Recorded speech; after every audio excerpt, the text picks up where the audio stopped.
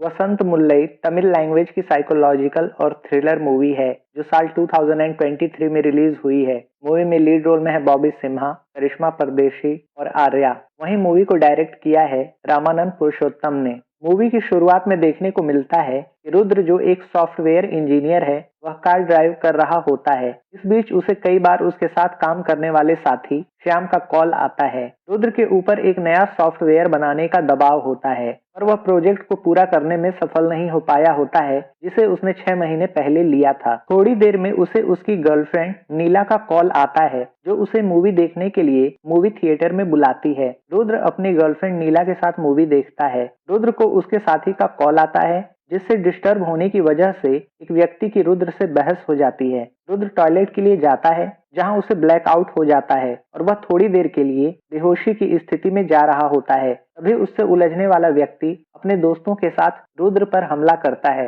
रुद्र जब होश में आता है तो वह उन सभी की एक एक कर पिटाई करता है। बाहर निकलते समय रुद्र को फिर से दिक्कत महसूस होती है। अभी वहां नीला आती है और उसे डॉक्टर के पास ले जाती है। डॉक्टर जांच के बाद बताती हैं कि रुद्र को ब्लैकआउट डिसऑर्डर बीमारी हो गई है। ज्यादा काम करने, स्ट्रेस और नींद पूरी ना करने की वजह से रुद्र को ये बीमारी हो गई है। रुद्र को कम से कम 7-8 घंटे की नींद पूरी करनी चाहिए। वह रुद्र को रेस्ट करने को कहती हैं और किसी हिल स्टेशन पर जाकर घूमने का सुझाव देती हैं। घर पर नीला रुद्र को ज्यादा वर्क हॉलिक होने से मना करती है और कहती है कि मुझे पैसे की नहीं, तुम्हारे साथ की जरूरत है। नीला के काफी समझाने पर रुद्र उसके साथ छुट्टी मनाने के लिए बाहर जाने को तैयार हो जाता है। दोनों कार से सफर पर निकलते हैं। रास्ते में दोनों एक साथ अच्छा समय बिताते हैं। रास्ते में नीला के कहने पर रुद्र उसके लिए एक फार्मेसी से अस्थमा की दवा लेता है। जहां रुद्र देखता है कि फार्मेसी शॉप का व्यक्ति नीला को ध्यान से देख रहा है। रुद्र फार्मेसी से बाहर आता है। नीला कार ड्राइव करने को कहती है।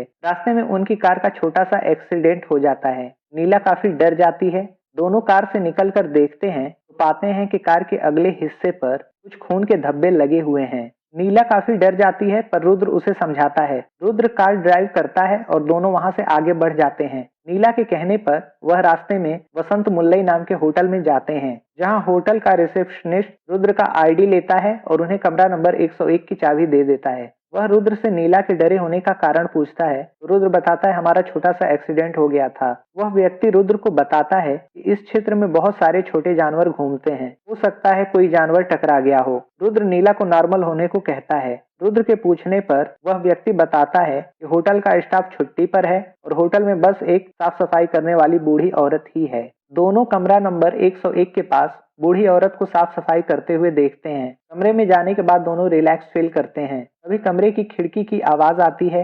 रुद्र कमरे की खिड़की ठीक करता है। तभी उसकी बांह पर चोट लग जाती है। वह वॉशरूम में चोट को ठीक कर रहा होता है। तभी वह नीला की आवाज सुन बाहर आता है तो देखता है कि नीला को अस्थमा की प्रॉब्लम हो गई है। वह नीला का अस्थमा इनहेलर ढूंढता है पर इनहेलर नहीं मिलता।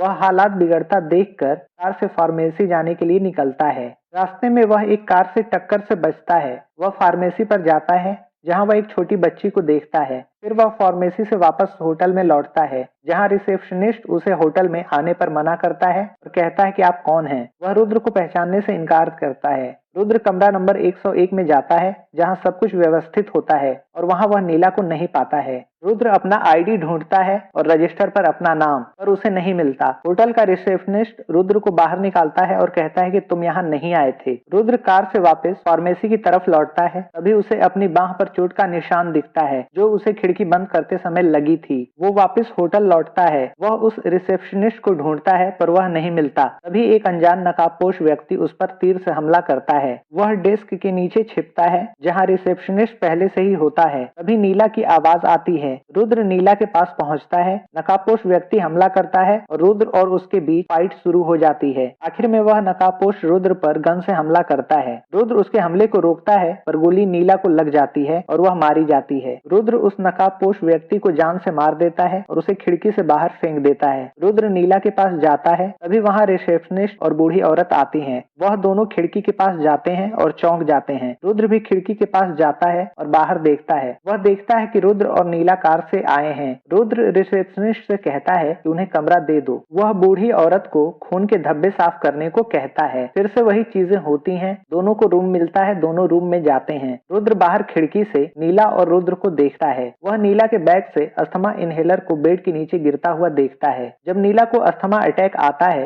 रुद्र इनहेलर लेने फार्मेसी जाने के लिए निकलता है। वहीं पहले से आया हुआ रुद्र इनहेलर नीला को देता है और वह ठीक हो जाती है। तभी वहां नकाबपोश आ जाता है। रुद्र और नकाबपोश के बीच फाइट होनी शुरू हो जाती है। नकाबपोश रुद्र को घायल कर बेसमेंट में फेंक देता है। तभी बाहर दूसरा रुद्र आता है जो नीला को ढूंढता है। रिसेप्शनिस्ट बताता है कि तुम यहाँ पहले कभी नहीं आए थे। पहले जैसे ही चीजें होती हैं और रुद्र फार्मेसी वाले के पास जाने के लिए निकल जाता है। नीला रुद्र को ढूंढती है। वह बेसमेंट में घायल रुद्र को उठाती है। रुद्र और नीला जीप से भागने की कोशिश करते हैं और नकाबपोश आ जाता है। रुद्र और नकाबपोश में फाइट होती है। रुद्र नकाबपोश पर हमला कर उसे घायल कर देता है। रुद्र और नीला भागने की कोशिश करते हैं और जीप की टक्कर पेड़ से हो जाती है। नीला बेहोश हो जाती है और नकाबपोश रुद्र को बेहोश कर पास के तालाब में फेंक देता है। इधर फार्मेसी की तरफ जा रहा रुद्र अपनी बाह की चोट देख वापस लौटता है। नीला को होश आने पर वह एक कमरे में छिप जाती है, जहां वह दूसरी नीला को देखती है जो मारी जा चुकी होती है। तभी रुद्र कार से आता है। उस पर पिछली बार की तरह नकाबपोश तीर से हमला करता है। फिर पहले की तरह नीला की आवाज आती है। रुद्र नीला के पास जाता है। दोनों नकाबपोश से बचने की कोशिश करते हैं। तभी नकाबपोश आता है। रुद्र और नकाबपोश के बीच पहले की तरह फाइट होती है। इस बार रुद्र नकाबपोश को गन नहीं निकालने देता। वह नकाबपोश का नकाब उतार देता है।